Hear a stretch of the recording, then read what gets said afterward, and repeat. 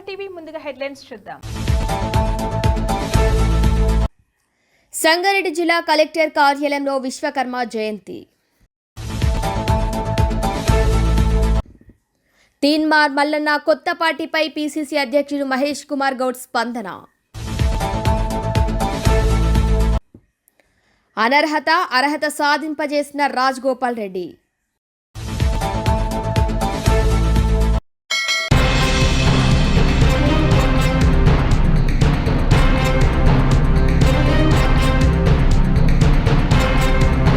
రాష్ట్ర వ్యాప్తంగా 1300 నుంచి 1600 కోట్ల మీద ఆరోగ్యశ్రీ బకాయిలు చెల్లించకపోవడంతో ఈ రోజు అర్ధరాత్రి నుంచి అన్ని ఆరోగ్యశ్రీ సేవలు నిలిపివేస్తున్నామని తెలంగాణ ప్రైవేట్ హాస్పిటల్ అసోసియేషన్ రాష్ట్ర అధ్యక్షుడు రాకేష్ తెలిపారు. అనేకసార్లు రాష్ట్ర ఆరోగ్య శాఖ మంత్రి దృష్టికి తీసుకువెళ్లిన ఫలితం లేదని, గతంలో చర్చలు జరిపి నిధులు కేటాయిస్తామని చెప్పి ఇప్పటి వరకు కేటాయించలేదని, అయినా రోగుల ఆరోగ్య దృష్ట్యా తాము సేవలు చేస్తున్నామని, ప్రభుత్వం పట్టించుకోవటం లేదని, అనేకసార్లు ముఖ్యమంత్రి సమయం కోరినా ఇప్పటి వరకు సమయం కూడా ఇవ్వలేదని, తాము ఆరోగ్యశ్రీ సేవలు నిర్మిస్తాం అన్నప్పుడల్లా ఓ సర్క్యులర్ ప్రభుత్వం జారీ చేసిందే తప్ప తమకు న్యాయం చేయటం లేదని, తమ పెండింగ్ బకాయిలు చెల్లించేంత వరకు ప్రైవేట్ ఆసుపత్రిలో ఆరోగ్య సేవలు నిలిపివేస్తున్నామని అధ్యక్షుడు డాక్టర్ రాకేష్ తెలిపారు.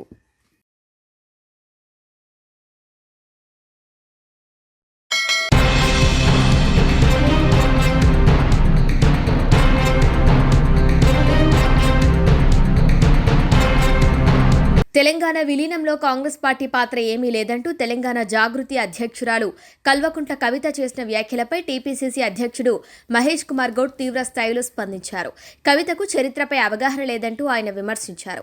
అసలు కవిత ఎప్పుడు పుట్టారు, ఆమెకు అసలు చరిత్ర తెలుసా అంటూ సూటిగా ప్రశ్నించారు. తెలంగాణ విలీన దినోత్సవానికి కవితకు ఏం సంబంధమని ఆయన నిలదీశారు. చారిత్రాత్మక వాస్తవాలు తెలుసుకొని మాట్లాడితే మంచిదని హితవు పలికారు. ఎమ్మెల్సీ తీన్మార్ మల్లన్న అంశంపై కూడా మహేష్ గౌడ్ మాట్లాడారు. కాంగ్రెస్ పార్టీ నిర్ణయాలను వ్యతిరేకించినందువల్లే తీన్మార్ మల్లన్నను పార్టీ నుంచి సస్పెండ్ చేయాల్సి వచ్చిందని ఆయన వివరించారు. అయినప్పటికీ బీసీల హక్కుల కోసం పోరాడే నాయకుడిగా మల్లన్నను తాను గౌరవిస్తానని అన్నారు. రాజకీయాలు ఎవరు పార్టీలు పెట్టినా స్వాగతిస్తామని, మల్లన్న కొత్త పార్టీ నిర్ణయాన్ని కూడా ఆహ్వానిస్తున్నామని మహేష్ గౌడ్ పేర్కొన్నారు.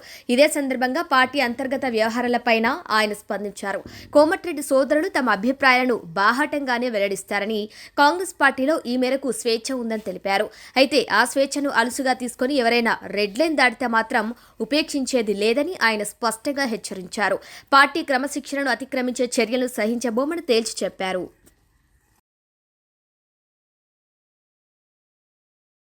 నాయకులు రామానంద తీర్థ, బూర్గుల రామకృష్ణారావు, జమలాపురం కేశవరావు, మాజీ ప్రధాని పివి నరసింహారావు గారిని స్మరించుకోవడం మనందరి కూడా ఒక గొప్ప అవకాశం.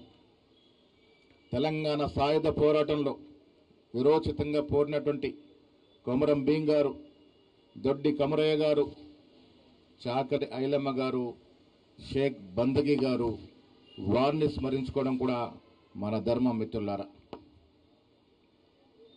వీరితో పాటు ఆనాడు తెలంగాణ సాయుధ పోరాటంలో పాల్గొన్న ప్రతి కమ్యూనిస్టు నాయకులను కూడా మనం ఇవాళ గుర్తుపెట్టుకోవాలి. ఆనాడు కాంగ్రెస్ కమ్యూనిస్టులే నిజాం దురంకుశ పాలనకి వ్యతిరేకంగా పోరాడినరు. ఇవాళ విలీన దినోత్సవాన్ని కూడా రాజకీయం చేస్తున్నటువంటి బీజేపీ పార్టీ అటు స్వాతంత్ర పోరాటంలో లేదు, అటు తెలంగాణ సాయుధ పోరాటంలో లేదు. బీజేపీ పార్టీ పుట్టిందే 1980లో.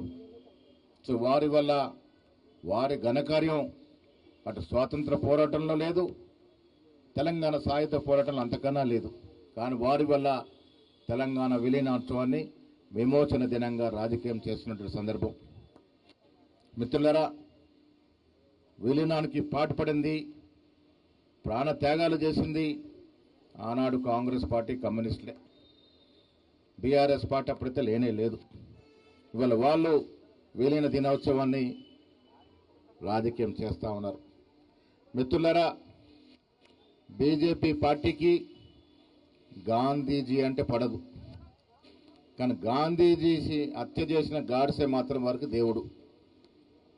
వారికి జనం అవసరం లేదు. చరిత్ర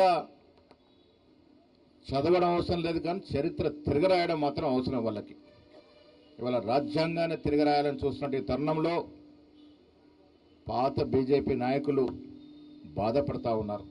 ఈ కొత్త తరం బీజేపీ, మోడీ, అమిత్ షా నేతృత్వం నడుస్తున్న బీజేపీ భారతదేశంలో అన్ని సంస్థలను విలీనం చేస్తూ ఆఖరికి ప్రభుత్వ స్వయం ప్రతిపత్తిక సంస్థలంటే ఎలక్షన్ కమిషన్ ఆఫ్ ఇండియాని కూడా లొంగదీసుకునే ప్రయత్నం చేస్తూ ఉంది. దాని కారణంగానే ఇవాళ రాహుల్ గాంధీ గారు ఓట్ చోరీ మీద చాలా దీర్ఘంగా సుదీర్ఘంగా పోరాడుతూ ఉన్నారు. అధికారమే పరమావధంగా, అధికారం ఉండడమే తప్పనిసరిగా చేసుకుంటే బీజేపీ ఓట్ చోరీకి పోటీపడడం వల్లనే మూడవసారి అధికారంలోకి వచ్చిందనే అనుమానాలు ద్రోపడే విధంగా రాహుల్ గాంధీ గారు రుజువులు చూపిస్తున్నటువంటి సందర్భం ఇవాళ. ఇలా బీహార్ ఎన్నికల్లో కూడా సర్ పేరిట సామాన్య ఓట్లు తొలగిస్తున్నటువంటి సందర్భం. మిత్రులారా, ఇవాళ ఎన్ని రాజకీయాలు చేస్తున్నటువంటి బీజేపీ పార్టీకి ఇవాళ విలీన దినోత్సవ సందర్భంగా తెలంగాణ ప్రజలు బుద్ధి చెప్పాల్సిన అవసరం ఉన్నది. రాజకీయాలే తప్ప జనం అవసరం లేదు వాళ్ళకి. ఆనాడు ప్రధానమంత్రిగా ఉన్నటువంటి నెహ్రూ ప్రోద్బలంతో, నెహ్రూ ఆదేశంతో ఆనాడు ఉప ప్రధాని, హోంమంత్రిగా ఉన్నటువంటి సర్దార్ వల్లభాయ్ పటేల్ గారు ఆపరేషన్ పోలో నిర్వహించి 4 రోజుల పాటు నిర్వహణకు కృషి చేసి నిజాంని వంగ తీసుకొని ఈ రాష్ట్రాన్ని యావత్ దేశంలో, భారతదేశంలో విలీనం చేశారు. ఇది విలీన ప్రక్రియ. అలాంటి సర్దార్ వల్లభాయ్ పటేల్ ఈ విలీన కార్యక్రమాన్ని చేస్తే దాని విమోచన అని ఆ సర్దార్ వల్లభాయ్ పటేల్ని ఇవాళ విమర్శిస్తున్నట్టు తీరు, బీజేపీ తీరు ఏ విధంగా ఉందంటే సర్దార్ వల్లభాయ్ పటేల్నే వారు తీసుకున్న నిర్ణయాన్ని ఇవాళ వ్యతిరేకిస్తూ ఉన్నారు. వారికి ఆత్మ క్షోభిస్తున్న మాట కూడా ఈ సందర్భంగా మనవి చేస్తూ ఉన్నాను. బీజేపీ పార్టీకి కావలసింది నిరంతరం రాజకీయాలు.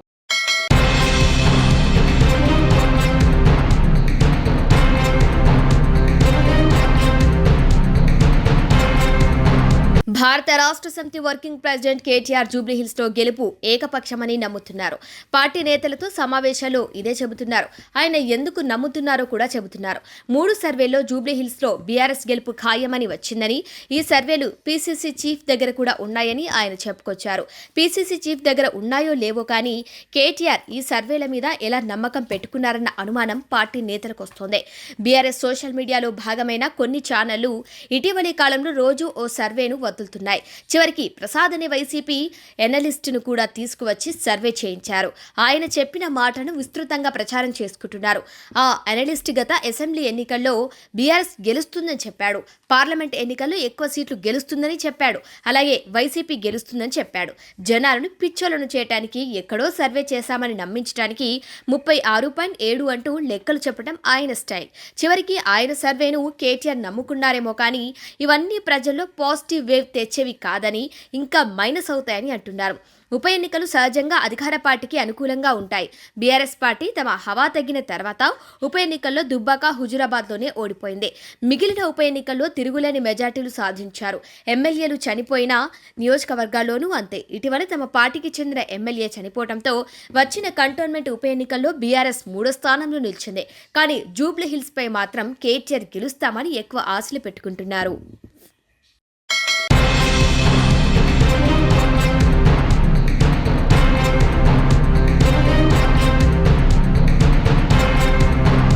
కోమటిరెడ్డి రాజగోపాల్ రెడ్డి ప్రభుత్వంపై తీవ్ర విమర్శలు చేసి అనర్హత వేటు వేయడానికి అవసరమైన అర్హత సాధించారు. మంత్రి పదవి రాదని తెలిసినప్పటి నుంచి ఆయన తిరుగుబాటు చేస్తున్నారు.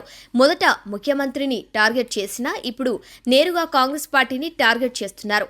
యువతకు 2 లక్షలు ఇస్తామని చెప్పి తమ ప్రభుత్వం మోసం చేసిందని అన్నారు. నేపాల్ తరహాలో తెలంగాణ ప్రభుత్వంపై తిరుగుబాటు చేద్దామని ఓ అన్నలా అండగా ఉంటానని యువతకు పిలుపునిచ్చారు. తెలంగాణ లిబరేషన్ డే సందర్భంగా అమరవీరుల స్తూపం వద్ద నివాళులు అర్పించిన తర్వాత రాజగోపాల్ రెడ్డి తన రాజకీయం తాను చేసుకున్నారు. మంత్రి పదవి రానప్పటి నుంచి ఆయన తాను కాంగ్రెస్ పార్టీలో లేనట్లుగానే వ్యవహరిస్తున్నారు. పార్టీకి వ్యతిరేకంగా మాట్లాడుతున్నారు.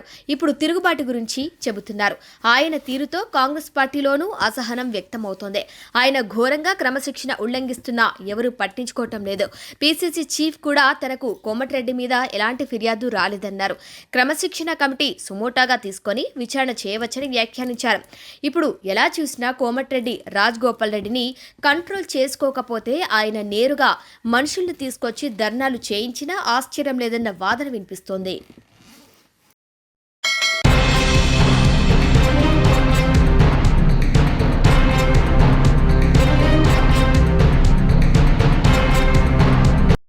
సంగారెడ్డి జిల్లా కలెక్టర్ కార్యాలయంలో విశ్వకర్మ జయంతి కార్యక్రమంలో ముఖ్య అతిథిగా పాల్గొని తెలంగాణ రాష్ట్ర వైద్య ఆరోగ్య శాఖ మంత్రి సంగారెడ్డి జిల్లా కలెక్టర్ కార్యాలయంలో బుధవారం విశ్వకర్మ జయంతి కార్యక్రమం ఘనంగా జరిగింది. ఈ కార్యక్రమంలో మంత్రి దామోదర రాజనరసింహ పాల్గొని విశ్వకర్మ చిత్రపటానికి పూలమాలలు వేసి నివాళులర్పించారు. టీజీఐసీసీ చైర్మన్ పర్సన్ నిర్మలారెడ్డి, అదేవిధంగా జిల్లా కలెక్టర్ ప్రావీణ్య, అదేవిధంగా పలువురు అధికారులు కూడా ఈ వేడుకల్లో పాల్గొన్నారు. విశ్వకర్మ ఆశను స్మరించుకుంటూ ఆయన సేవలను కొనియాడారు. నాంది పలికిన అమరులైన తెలంగాణ సాయుధ రైతాంగ పోరాట యోధులకు మరియు స్వాతంత్ర సమర యోధులకు అందరికీ నా జోహార్లు. సెప్టెంబర్ 17 తెలంగాణ చరిత్రలో కీలకమైన రోజు. తెలంగాణ ప్రాంతము భారత యూనియన్లో చేరి ప్రజాపాలన మొదలైన నేటికి 77 సంవత్సరాలు పూర్తి చేసుకొని 78వ సంవత్సరంలోకి అడుగడుతున్న శుభ సందర్భంగా హాజరైన ప్రజాప్రతినిధులు, జిల్లా న్యాయమూర్తులు, అధికారులు, అనధికారులు, పాత్రికేయులు, ఉద్యమకారులకు, కార్మిక, కర్షక, విద్యార్థులకు, జిల్లా ప్రజలందరికీ శుభాకాంక్షలు. నేడు స్వేచ్ఛ, స్వాతంత్రం, ప్రజాస్వామ్యం మన సొంతం కావడానికి ఎంతోమంది గడ్డ మీద అసమాన త్యాగాలు చేశారు. ఆనాటి త్యాగాల ఫలితమే నేటి తెలంగాణ అభివృద్ధికి నాంది పలికింది. అప్పటి ప్రధానమంత్రి పండిట్ జవహర్లాల్ నెహ్రూ గారు మరియు హోంమంత్రి శ్రీ సర్దార్ వల్లభాయ్ పటేల్ గారు హైదరాబాద్ సంస్థానాన్ని భారతదేశంలో విలీనం చేయాలని భారత సైన్యాన్ని రంగంలోకి దింపడంతో అప్పటి నిజాము రాజు భారత యూనియన్లో విలీనానికి అంగీకరించారు. 1948 సెప్టెంబర్ 17 సాయంత్రం డక్కన్ రేడియోలో ఇండియన్ యూనియన్లో చేరతానని ప్రకటించారు. ఆ రోజు నుంచి నాటి హైదరాబాద్ రాష్ట్రంలో ప్రజాపాలన ప్రారంభమైంది. ప్రస్తుతం తెలంగాణ రాష్ట్ర ప్రభుత్వం ప్రజాపాలనలో భాగంగా ప్రజల సంక్షేమం కోసం జిల్లాలో అమలు చేస్తున్న వివిధ అభివృద్ధి పథకాలు, సంక్షేమ కార్యక్రమాల ప్రగతిని మీకు వివరించడానికి సంతోషిస్తున్నాను.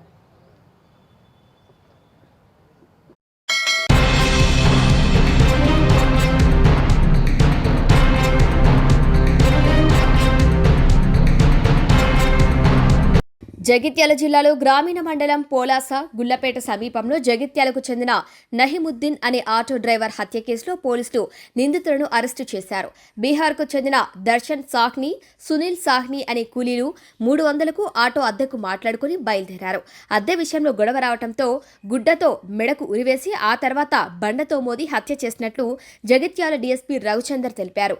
నిందితులను అరెస్టు చేసి రిమాండ్కు తరలించినట్లు ఆయన పేర్కొన్నారు.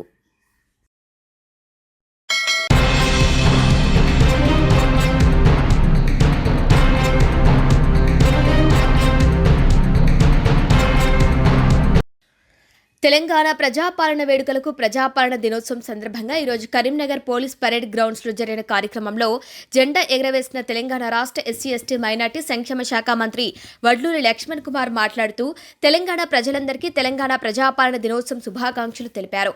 మరియు సెప్టెంబర్ 17, 1948 సంవత్సరంలో తెలంగాణ నిజాం చెర నుండి విముక్తి పొంది అఖండ భారత్లో విలీనమైంది ఈ రోజే. ఇంతటి ప్రాముఖ్యత గల సెప్టెంబర్ 17వ తేదీని తెలంగాణ ప్రజాపాలన దినోత్సవంగా నిర్వహించాలని రాష్ట్ర ప్రభుత్వం నిర్ణయించింది. కాబట్టి ఈ రోజును రాష్ట్ర వ్యాప్తంగా తెలంగాణ ప్రజాపాలన వేడుకలు ఘనంగా నిర్వహించుకుంటున్నామని అన్నారు.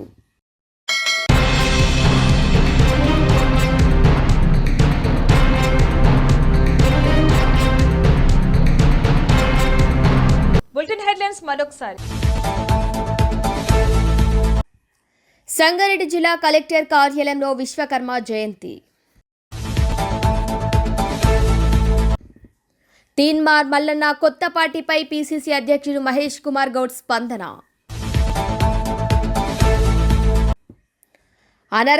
అర్హత సాధింపజేసిన రాజగోపాల్ రెడ్డి.